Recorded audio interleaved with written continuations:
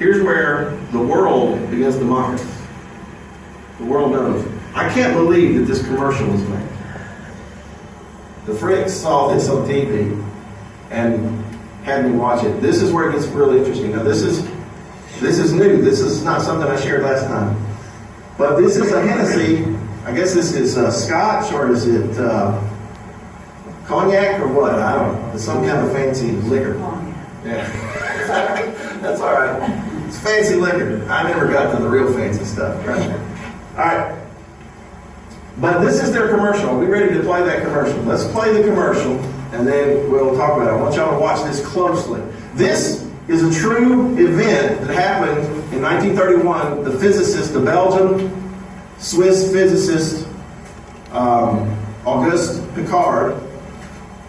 This is a true historic event, but they didn't present it in this commercial completely accurate. But we'll deal with that in a second.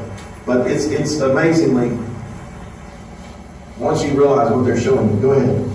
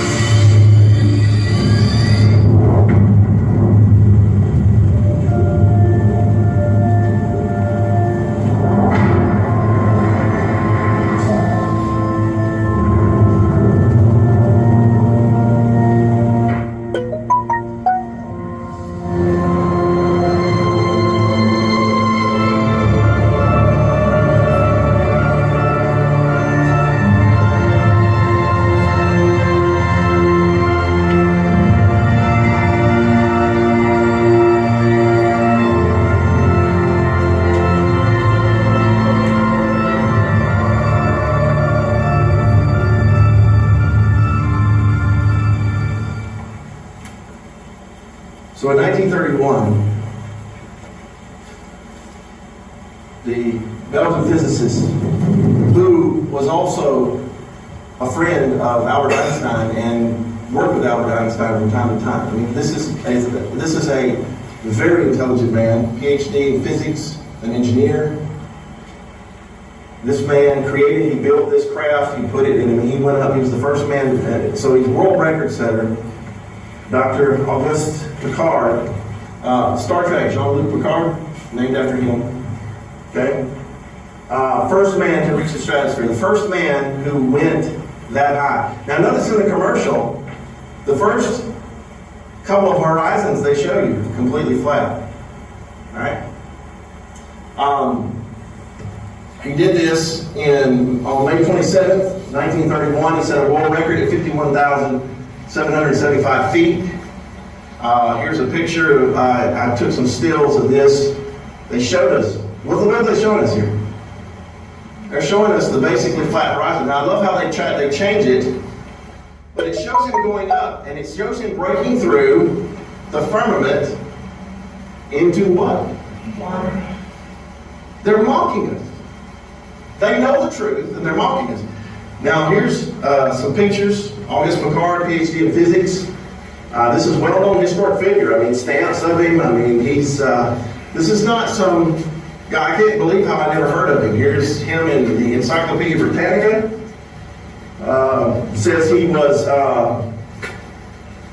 he was born in 1884, died in 1962. Swiss-born Belgian physicist, notable for his exploration of both the upper stratosphere and the depths of the sea in ships of his own design. In 1930, he built a balloon to study cosmic rays. In 1932, he developed a new cabin designed for balloon flights. In the same year, he ascended to 17,008 meters, 55,800 feet, completed. Another one, he did it later on. He was born into a family of Swiss scholars. He worked with, like I said, he worked with Albert Einstein. Here's a picture of him with his assistant in the capsule that they went up in, and it had portholes, and this is a porthole. And then I found this. This is a Popular Science magazine from August 1931. He did this in May. So just a few months after his ascent to a world record height, there was an article in there, 10 miles high in an airtight balloon. Now, just so people could say that I didn't get this off the internet, I did a little research. So I went on eBay and searched for Popular Science magazine, 1931, August edition. I found one. I paid $15 for this. It was 25 cents in 1931. Just to verify this fact, I'm going to read this article to you. This is the testimony of a physicist, scientist, engineer, the first man to reach the stratosphere that height. His testimony of the shape of the earth. Can I read this to you? It's on page 23. This blew my mind, getting this. Just to verify. Is that the same article?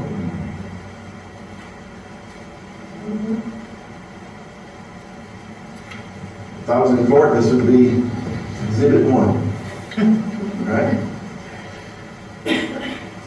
Says a huge yellow balloon soared skyward a few weeks ago from Augsburg, Germany. Instead of a basket, it trailed an airtight black and silver aluminum ball. Within, Professor Auguste Picard, physicist, and Charles Kepler aimed to explore the air 50,000 feet up. 17 hours later, after being given up for dead, they returned safely from an estimated height of more than 52,000 feet, almost 10 miles, shattering every aircraft altitude record. Oxygen tanks kept them alive while they made observations. Records of their instruments are now being checked and interpreted. First to rise safely into the upper layer of the Earth's stratosphere, they found the air pressure at 10 miles altitude so low, 1/10 of that at sea level, that a man exposed to it would perish, much as a deep sea fish burst of its own internal pressure when it's brought to the Earth's surface. Picard and his aide found cosmic rays, mysterious radiations from outer space, they thought, of course, far more powerful than the Earth's surface, and engaged their intensity. The explorers trapped samples of upper air, blue air, as Picard reported it to appear in cylinders. Analysis may prove it exceptionally rich in ozone, the intense blue gas supposedly responsible for the heavy side layer or radio roof. Now listen to this. The story of their adventure surpasses fiction. During the ascent, the aluminum ball began to leak. They plugged it desperately with Vaseline and cotton waste, stopping the leak. In the first half hour, the balloon shot up 9 miles through portholes. The observers saw the Earth through copper-colored, then bluish haze. Here's what he said. It seemed a flat disk with upturned edge. Now this is 1931, before NASA. Before they decided they were going to lie to us, before they conspired worldwide to lie. Some people say that there are no scientists that are flat earthers. Well, guess what? He told you what he saw. What is this magazine?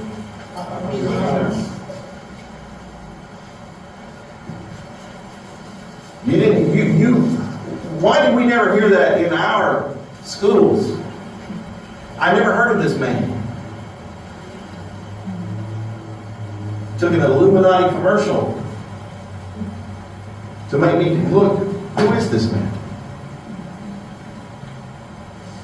Just another picture of him. And just so you know, this is what I just read right here, where it says, it seemed a flat disc with upturned edge. The edge is the ice wall barrier all the way around. Now let's ask the question. You say flat.